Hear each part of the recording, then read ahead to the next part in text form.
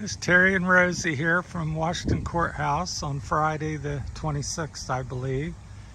I'm going to ride my bike around a little bit and get you to see that because it's kind of hard to film yourself. So Rosie here is going to assist me with that. So it's a beautiful day out here.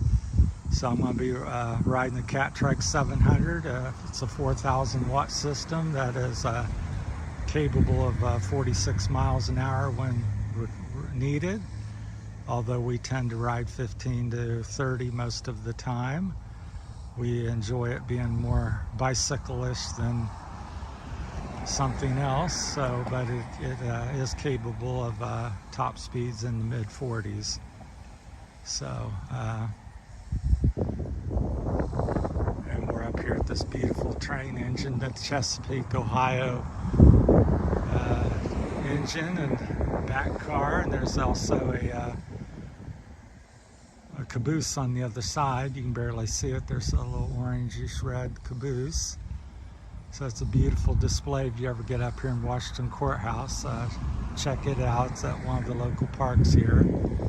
So with that in mind, I'm going to get on the bike, and Rosie here is going to shoot some videos. She may or may not say something to you, so I'll ride around. So I'm going to do a quick flyby for a couple minutes and let you enjoy that, okay?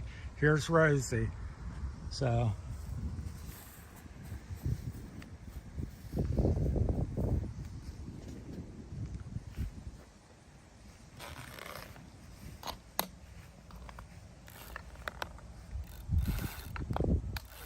say a few words that might be helpful.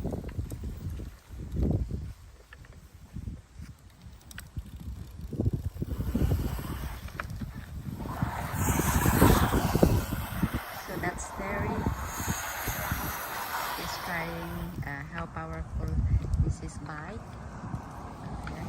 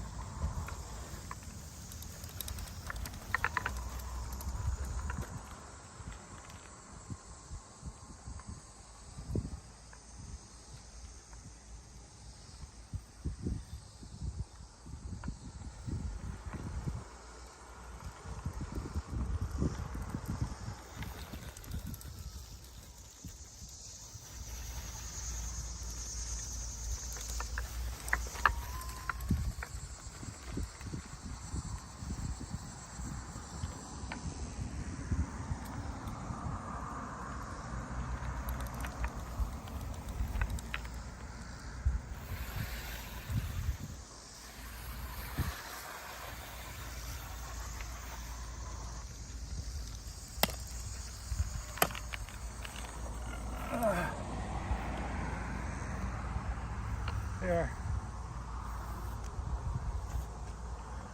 So that's my Catrike 700 with a Crystalite hub motor from HPC Cycles, 4,000 watt Crystalite controller, and I've got some Grintech batteries on there. They're 21,700 cells, 24.5 amp hours, and I've got 2 of them, so double all that. I think in total it's got about 3,700 watt hours with burst up to 7,000 watts capable of producing. So anyhow, you can see the grass stuck all over the rear tire, so just wanted to do a little, hopefully I didn't lose nothing. My pack was unzipped, so sorry for the poor camera work. So just wanted to, nice to have somebody be able to hold the camera and film you while you ride. So Rosie, we both had the same days off this week, so we were able to get together. So go for a little ride. We're going out tomorrow to Bell Fountain, Ohio. So anyhow, that's what's possible. Some of the stuff that's possible on these bikes. They pretty much eliminate hills, go anywhere, lots of fun. As you can see in the donuts, do the same thing in the snow.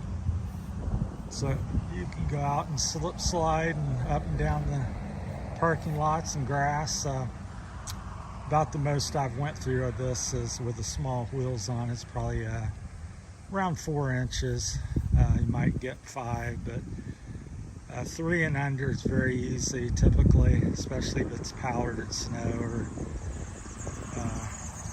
something. But I've got about 3.5, 4 inches of ground clearance, so that's the reason why the total, I suppose, if you have it up higher, you could go a little further. Although I rode my friend Charles, he's got a ice fat trike recumbent. He's got a 2,500 watt BHS HD motor on that from Bafang, and I didn't really find it went any better, even though it's designed for that kind of stuff. It's didn't really.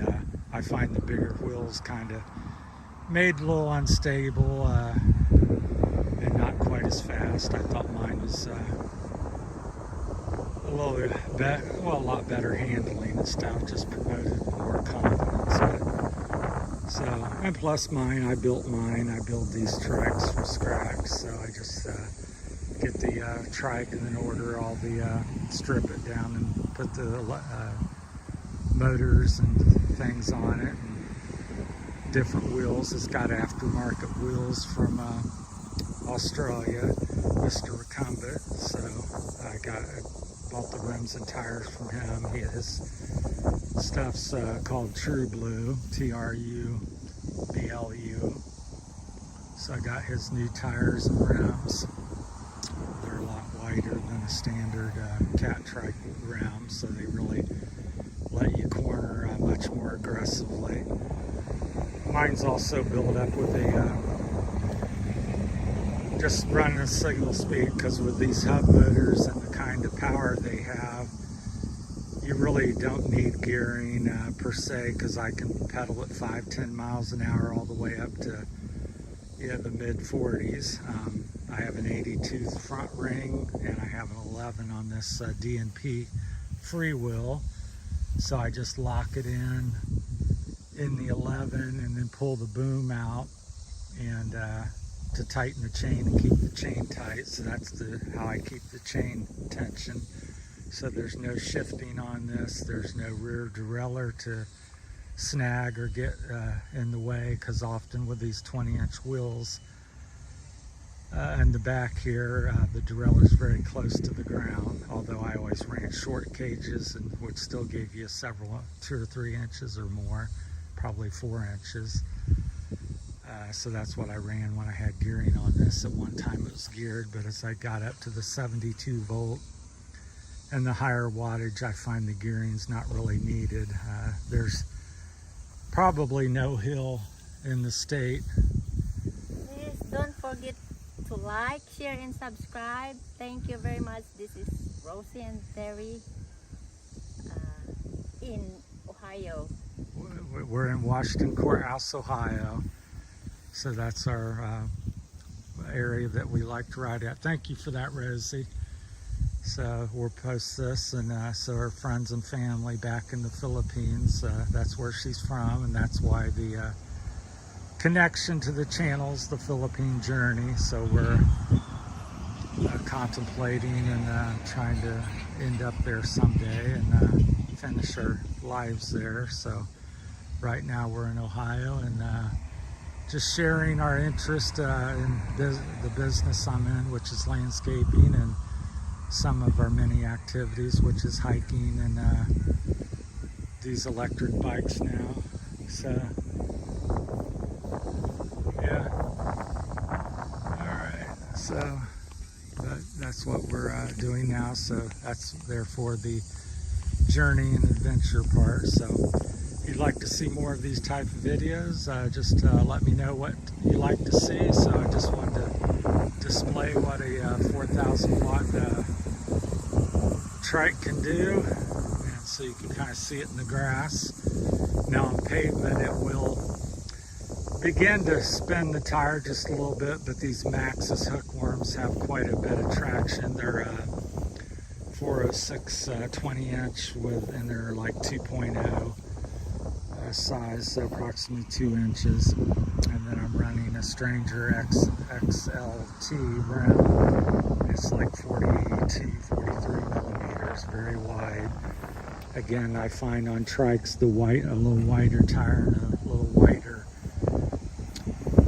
rim gives you a lot more stability. So you can see when I was doing donuts in the grass, very stable and lowers the center of gravity, so much better cornering. If I was on a 700C rear wheel, which is what the trike came with, yeah, you could do it, but you'd either possibly break, taco the wheel much more readily to do that, or flip it. So you have to have a little more skill and luck. So, but these smaller wheels, and I got 36 spoke in the back. I typically run 13 to 12 gauge, and in the front I have 14 gauge. These are 32, and I have both 32 and 36. These are the Hope Pro 4s I just got, so they're 2022 hubs. So yeah, so that's the walk around. Then I've got a KMX fender on there, so if you have any questions. And what I use to stabilize or give this back, I don't really have a torque arm, but I've designed these and had them custom machined at a shop. So the silver part fits in the Catrike dropouts and is bolted in. Plus on the other side it has holes that go into the Catrike frame, so it supports the stiffens up the rear end and holds the axle on the hub drive. So to date I've got about 20,000 miles and have not had any problems with it. So it's still somewhat experimental and I'm the guinea pig, but so far so good. So I ride fairly aggressive, and like I said, it is 4,000 watt 72 volt system, so very powerful. I keep the controller here in this bag over here and then run the wires out underneath. So I just think it makes everything look real clean, and it doesn't have any problem overheating to date. So I've been riding all summer and not had any issues with it. So anyhow, there's Rosie. She's anxious to get going.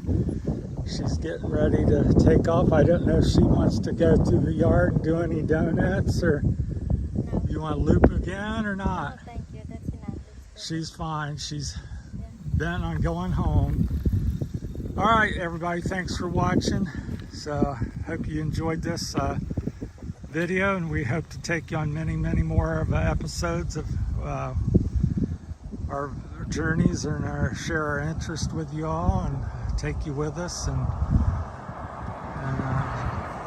as we experience different things on our way to the Philippines or something, that we will share them as we get ready to go, and that's comes about. So thanks for watching. Have a good afternoon, and we'll catch y'all later. Thank you.